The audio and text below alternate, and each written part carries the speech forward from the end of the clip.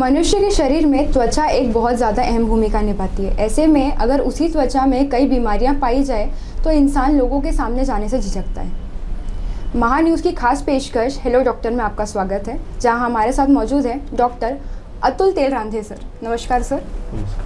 Sir, मेरा सबसे पहला सवाल आपसे ये है, त्वचा विकार यानी कि स्किन डिजीज़ क्या होती है? देखिए, जैसे कि आपका क्वेश्चन है त्वचा विकार क्या है या स्किन डिसीज़ क्या है, तो आपकी जो स्किन है वो आपकी बॉडी में एक इम्पॉर्टेंट कवरिंग का काम करता है, राइट। अब उसका एक नॉर्मल कॉम्प्लेक्शन होना चाहिए, नॉर्मल टेक्सचर होना चाहिए, नॉर्मल कलर होना चाहिए, नॉर्मल फील होना चाहिए। तो वो जो कंपोजिशन या फील नॉर्मल उसका जो टेक्सचर है उसमें कहीं पे भी गड़बड़ होना, चाहे फिर वो उसके टेम्परेचर में प्रॉब्लम हो, चाहे फिर उसके कलर कॉम्प्लेक्शन में प्रॉब्लम हो, चाहे उसमें कोई रेडनेस या येलोइशनेस या ब्लूइशनेस ऐसे स्पॉट पड़ जाए, या फिर उसमें इचिंग हो जाए, या फिर कुछ उसमें इरेगुलरिटी आपको नज़र आए, ऐसे प्रेजेंटेशन के साथ discomfort with your skin at any cost, at any symptom अगर आपको नज़र आता है तो हम उसे बोलेंगे त्वचा विकार या स्किन डिसीज।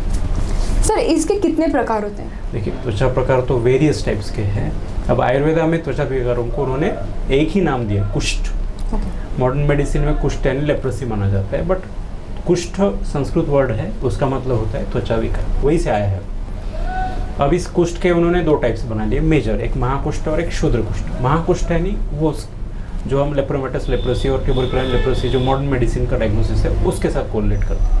लेकिन जो क्षुद्र कुष्ठ है यानी छोटे त्वचा विकार, उसमें फिर 18 उन्होंने अलग से प्रकार बनाए हैं। तो उसमें सारा फिर आपका सोरियासिस, एक्जिमा, फिर लिटिल जैसे शीत पित्त है, थोड़ा सा इचिंग होना, या फिर स्किन में किसी भी प्रकार का दूसरा डिस्कम्फर्ट नज़र आए, पिंपल्स भी आते हैं वहाँ से जो है, या फिर टैनिंग ऑफ स्किन, मेलाज्मा, आपने मेलाज्मा भी सुना होगा, मेलाज्मा भी देखा होगा, यानी वांग जिसको बोलते हैं हम त्वचा के ऊपर जो डार्क स्पॉट्स ऐसे आना या वाइट स्पॉट्स आना, विटिलिगो, ये सारे अनेकों अनेक त्वचा विकार इस क्षुद्र कुष्ठ इस कैटेगरी में आयुर्वेद में लिए गए। मॉडर्न मेडिसिन के हिसाब से भी स्किन डिसीज इसी प्रकार से हम लोग अलग अलग कैटेगराइज करते हैं। तो आयुर्वेद का डायग्नोसिस इस प्रकार से चलता है, इतने टाइप्स उसके बताए जाते हैं। सर, इसका निदान कैसे किया जाता है? डायग्नोसिस, देखो, डायग्नोसिस करते समय सबसे पहले तो देखो पेशेंट खुद ही समझ जाता है कि अपनी त्वचा के साथ कुछ गड़बड़ है।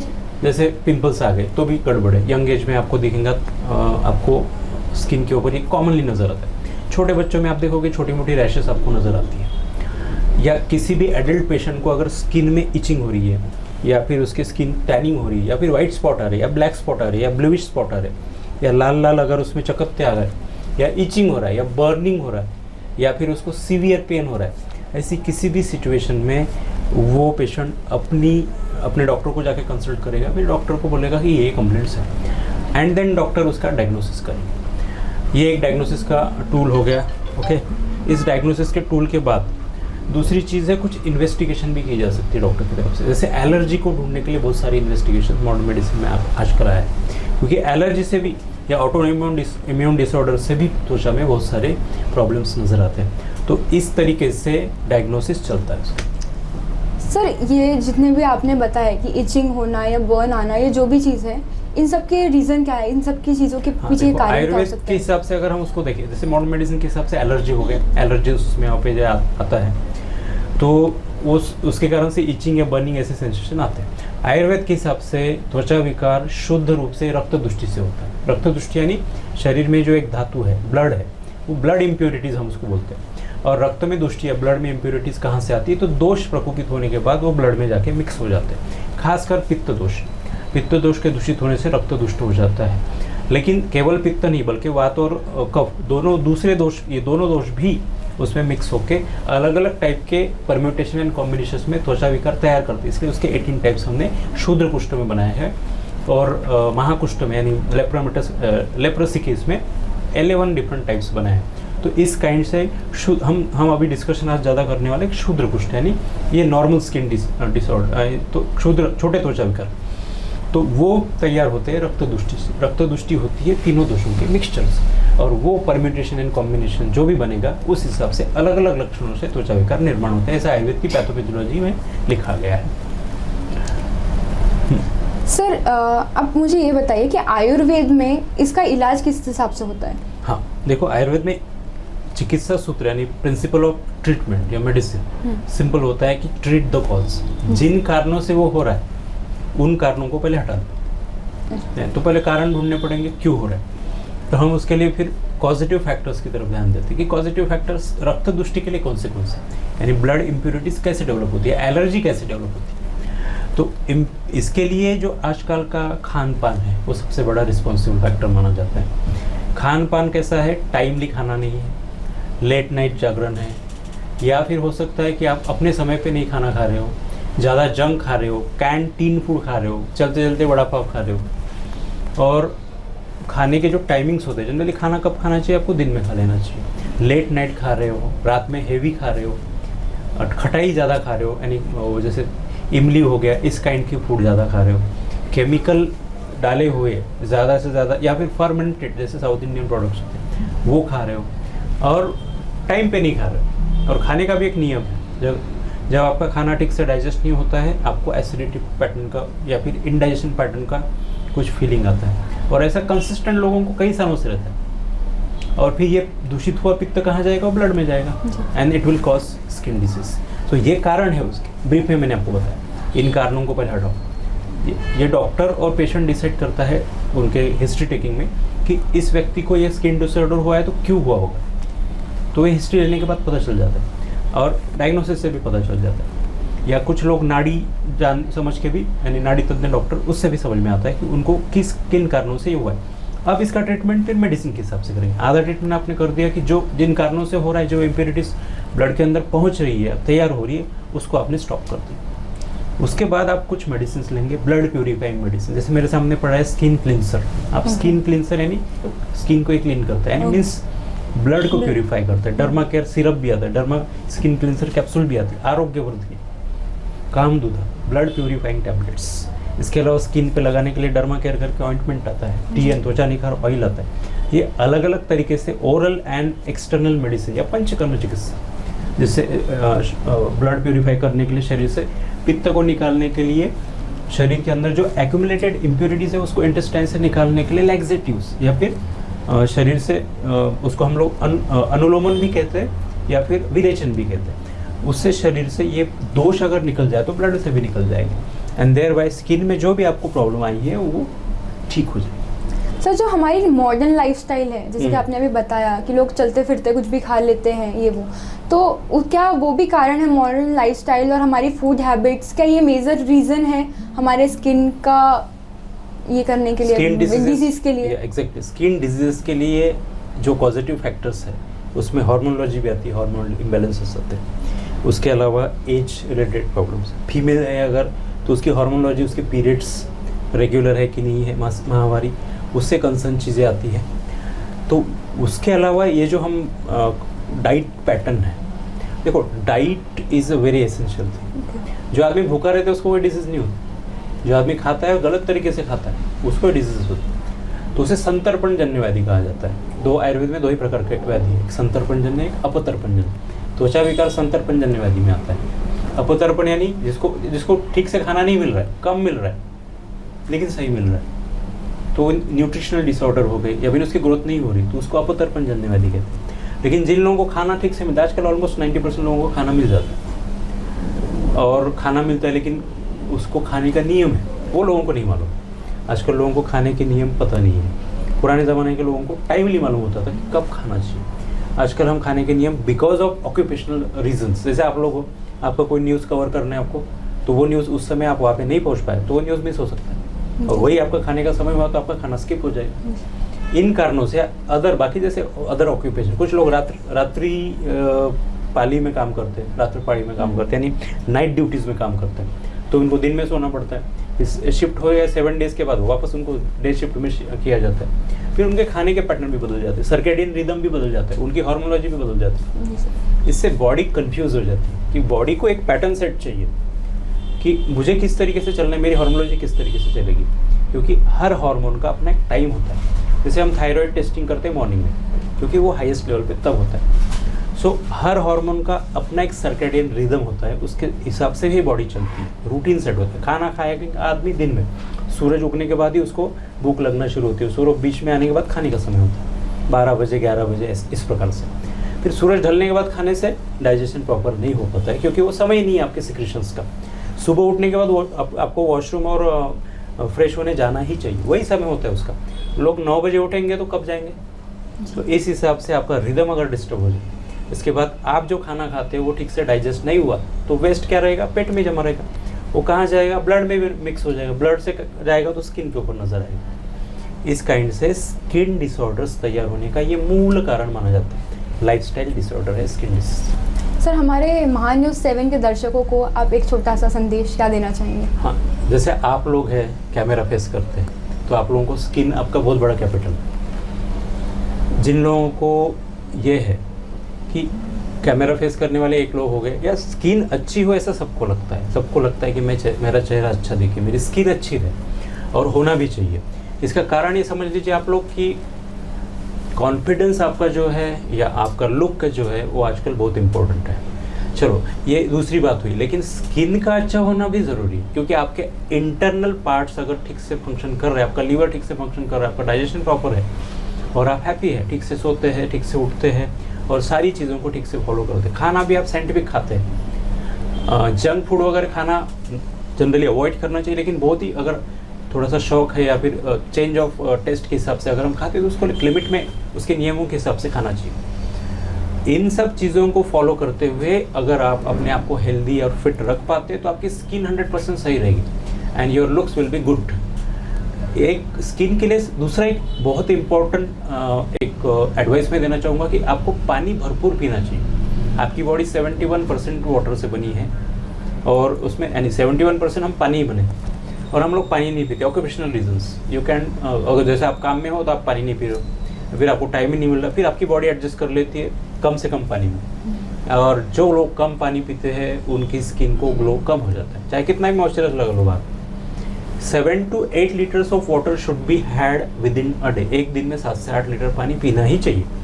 अगर नहीं पी पा रहे हो तो कम से कम 5-6 लीटर तो पीना ही चाहिए। नॉर्मल कंडीशन में 3-3.5 लीटर में बॉडी चल जाती है, बट जितना ज़्यादा पानी पियोगे उतनी स्किन ग्लो होगी। तो स्किन के लिए पानी ज़्यादा पीना, नॉर्मल हेल्थ को जीना, नॉर्मल लाइफ को जीना, समय पे उठना, समय पे खाना, एक्सरसाइज करना और फ्रेश रहना, खुश रहना ज़रूरी है।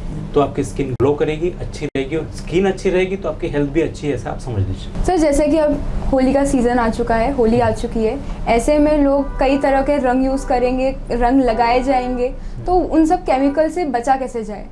हाँ, सबसे इम्पोर्टेंट आपने क्वेश्चन पूछा है कि जो स्किन है उसके ऊपर केमिकल्स का बहुत ज़ोरदार असर होता है। आजकल हम लोग जो कॉस्मेटिक्स वगैरह यूज़ कर रहे हैं, या फिर जैसे आप लोग एंकर लोग जो कैमरा फेस करते हो मेकअप्स यूज़ करते हैं, और आप ही नहीं बल्कि सारी लड़कियां हैं, फिर सारे जेंट्स भी टू लुक गुड मेकअप्स और कॉस्मेटिक्स का यूज़ करते हैं। ऐसी कंडीशन में ये केमिकल्स, इवन इसके अलावा पोल्यूशन जो है, जैसे हम लोग आप देखते हो कि एक carbon dioxide, carbon monoxide liberate होता है व्हीकुलर पोल्यूशन से, और आपको वो सब सारा का सारा सेटल होते हुए दिखता है। डस्ट भी है, वो सारी चीज़ आपके चेहरे पे आती है। सन भी है, ऊपर से सनबर्न्स भी होते हैं, खासकर धूप काले में वो ज़्यादा ही रेडिएशन अपने को मिलते हैं। इसके अलावा आजकल जो अपनी ओजोन लेयर हो थोड़ी सी इसी पोल्यूशन के कारण ख़राब हो रही, तो आपको रेडिएशन, सोलर रेडिएशंस का भी स्किन के ऊपर असर हो रहा है। तो ये सारे केमिकल्स आपकी स्किन को ख़राब कर सकते हैं। अब इसमें क्या किया जा सकता है? हम लोग पोल्यूशन को कम कर सकते हैं एक चीज़, या पोल्यूशन से बचने के लिए पोल्यूशन मास्क, या फिर we can cover our skin accordingly. जैसे कि आपने होली के त्यौहार में यूज़ करने वाले रंगों की बात की, तो पुराने ज़माने में आपने देखा होगा कि Holi is a very scientific festival. उसमें रंगों का कौन सा इस्तेमाल? गुलाल होते थे, सिंपल, जो यूजुअली हम लोग जैसे लेडीज़ लगाती है, जैसे सिंदूर वगैरह लगाती है, ये सारे गुलाल एकदम नेचुरल वे से बनाए जाते हैं। इसके अलावा कलर कौन सा हुआ करता है? तो आपने पलाश के फूल देखे हैं, पिंक कलर, अपना सेंद्री कलर के, केसरी कलर के, उसको है ना उबाल के पानी में उसको घोल के उसका कलर यूज़ किया जाता है। आजकल है ना मॉडर्न केमिकल्स से बने हुए कलर्स यूज़ किए जा रहे हैं, तो वो कलर आपकी स्किन को डेफिनेट हर्ट करते हैं, और आप देखो एक दो दिन आपकी स्किन थोड़ी ड्राई सी रहती है जी। तो इसे बचा कैसे जाए इसके लिए तो आपके पास सिंपल ये है कि पहले आप ऑयल अप्लाई कर लो आपकी स्किन के ऊपर, सादा खोबरे का तेल या फिर तिल का तेल या सरसों का तेल, वो अप्लाई करके फिर आप होली खेलने जाए तो थोड़ा सा प्रोटेक्शन रहेगा उसका। अदरवाइज ऐसे कलर्स को अवॉइड करना ही सही है। गुलाल यूज़ करो, जो अलग अलग कलर्स में जो गुलाब आते हैं वो यूज़ की गुलाल आते हैं। और ये लिक्विड कलर जैसे मैंने बताया आपको, नेचुरल वेज में अगर आप बनाते हो तो it is very good for Holi. Chemical से थोड़ा बच के ही रहना चाहिए। कॉस्मेटिक्स आपको हाई स्टैंडर्ड कॉस्मेटिक यूज़ करने चाहिए अगर आपकी स्किन को आपको सही रखना है। जैसे लोग लिपस्टिक्स यूज़ करते हैं या फिर लिप कलर यूज़ करते हैं, बाद में फाउंडेशन वगैरह रहता है, आई लिड्स के ऊपर आप अप्लाई करते हो, ऐसे अलग अलग ऑयल्स आप अप्लाई करते हो, डाइज अप्लाई करते हो।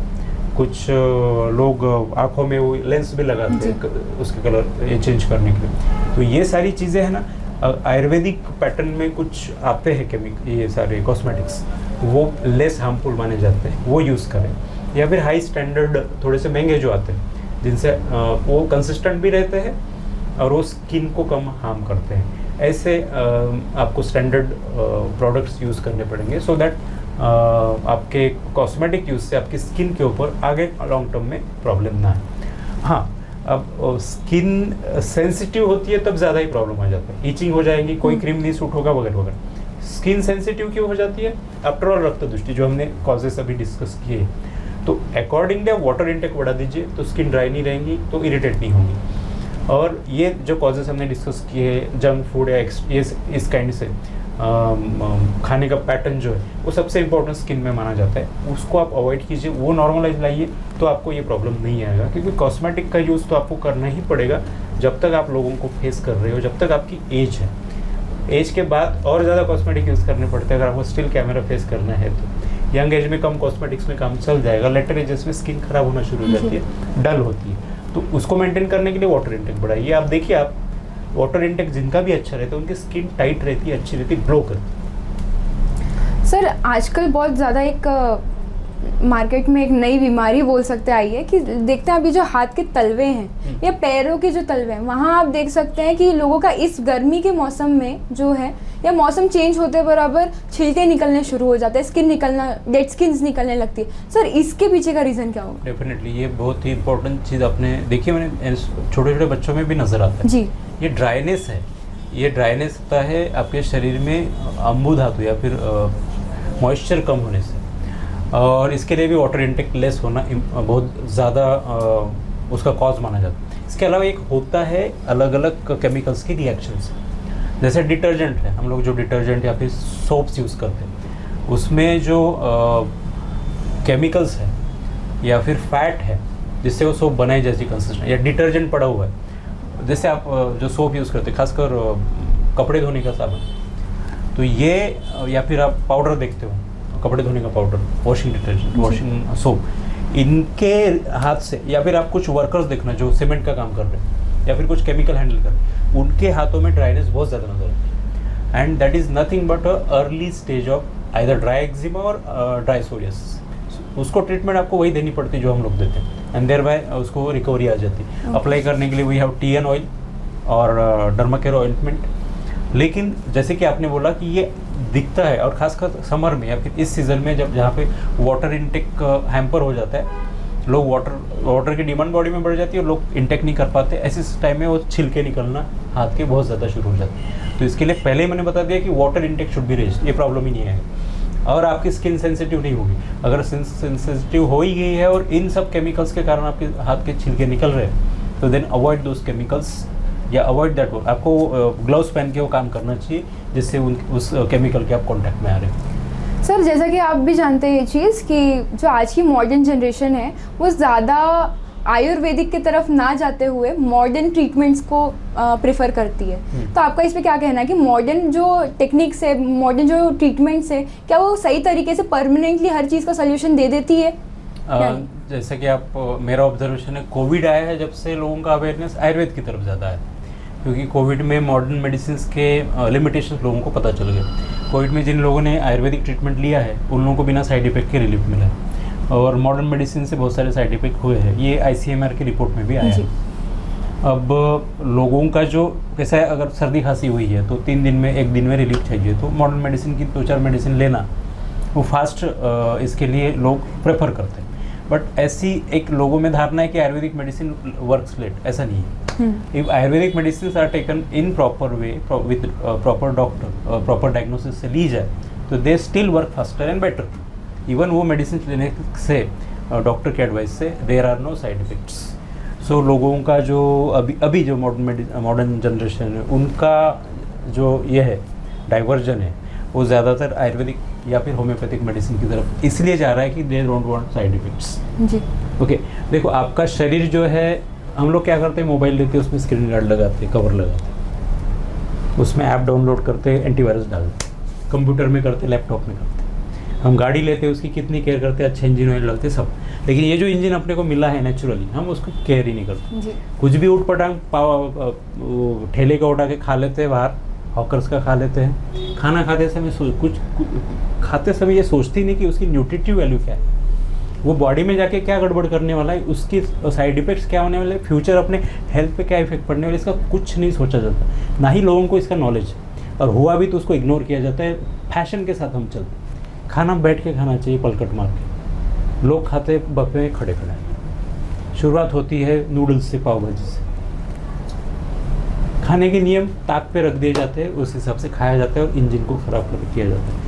ये इंजन 100 साल चलाना है, 150 साल उसकी एज है। 150 years has been the age granted by God to us, ऐसा मॉडर्न मेडिसिन का कहना है, मॉडर्न साइंस का कहना है कि 150 साल की अपनी एज है natural, if you live naturally. Ayurveda तो उससे भी ज़्यादा एज बताया करता है, लेकिन आजकल एवरेज एज इंडिया में क्या है, 70 years। जी sir. So we have ruined our own life, we have spoiled our life because of this unscientific way of lifestyle। हम इंडियंस या फिर हम लोग we are not aware of our own engine, we should it very very scientifically। अंदर यहाँ से अंदर कुछ भी जाने से पहले हमें सोचना चाहिए 10 बार कि ये क्या जा रहा है, इससे क्या फ़ायदा होगा। हालांकि हमारे पास डॉक्टर के पास लोग आते पूछते दवा के कोई साइड इफेक्ट तो नहीं आएंगे सर, और जो आप खा रहे हो उसके कितने साइड इफेक्ट होंगे इसके बारे में आपने कभी सोचा? दवा तो आप 4 दिन 8 दिन खाओगे, लेकिन जो आप खाना खा रहे हो वो आप लाइफ टाइम खाने वाले हो, तो आप उसके बारे में क्यों नहीं सोचते? जब आपके पास लिबर्टी है डॉक्टर से पूछने की कि any medicine, any side effects of this medicine doctor, then अगर आप इतने अवेयर है तो आपको खाने के बारे में भी, आप कभी जाके होटल में कोई डिश मंगाते हो और खाते समय उस वेटर से या फिर उस ओनर से पूछते हैं क्या इसके कोई साइड इफेक्ट है क्या? कभी नहीं। हालांकि वो खा के बाद आपकी तबीयत खराब हो जाती है, आप डॉक्टर के पास जाते हो, जाके कभी क्लेम करते हैं कि उसके पास कि आपने हमें क्या कल खिलाया था। You should be aware of what you are eating. Okay, food and drug का जो डिपार्टमेंट अपना बना हुआ है, फूड एंड ड्रग, वो सारे डिपार्टमेंट्स भी इसीलिए वो सारे होटल्स के ऊपर वॉचेस रखते हैं, या किराना शॉप्स या फिर डेली नीड्स की पे वॉच रखते हैं, क्योंकि देयर आर रूल्स, क्योंकि पब्लिक हेल्थ के साथ रिलेटेड ये चीज़ है। तो पब्लिक हेल्थ के हिसाब से, अवेयरनेस के हिसाब से इन सब सिस्टम्स को बनाया गया है, और हमें खुद भी अवेयर होना चाहिए कि हम क्या खाना खा रहे हैं, उसके नियम कानून क्या है, किस हिसाब से खाना चाहिए। अगर आपको नहीं पता है, there are books, you read it और go to the doctor, consult specially Ayurvedic doctor, क्योंकि Ayurvedic pattern of life is very scientific. Modern medicine में भी ये दिया गया है, मॉडर्न डॉक्टर्स भी ये जानते हैं, नॉट नेसेसरीली कि वो नहीं जानते, ऐसा कोई बात नहीं है, लेकिन वो इसके ऊपर ज़्यादा फोकस नहीं करते। वो लोग जनरली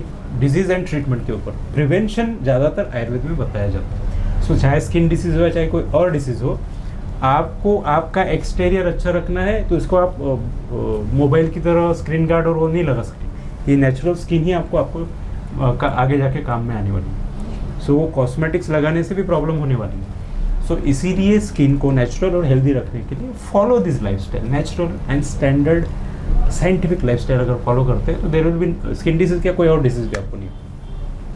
तो जैसा कि आप लोगों ने सुना कि सर का कहना है कि अगर यदि हम बाहर की चीज़ें खाने से पहले 2 बार सोच ले, या हमारे बॉडी में प्रॉपर पानी का इंटेक लिया जाए, हम सही तरीके से खाना खाएं, सुबह का सुबह, शाम का शाम में, तो हमारे बॉडी में किसी भी प्रकार की तकलीफ़ नहीं होगी, फिर वो स्किन से रिलेटेड हो या किसी अन्य चीज़ों से रिलेटेड हो। ऐसे ही और जानकारियों के लिए देखते रहें महान्यूज़ 7। हेलो डॉक्टर में आज के लिए इतना ही, मुझे दीजिए इजाज़त, नमस्कार।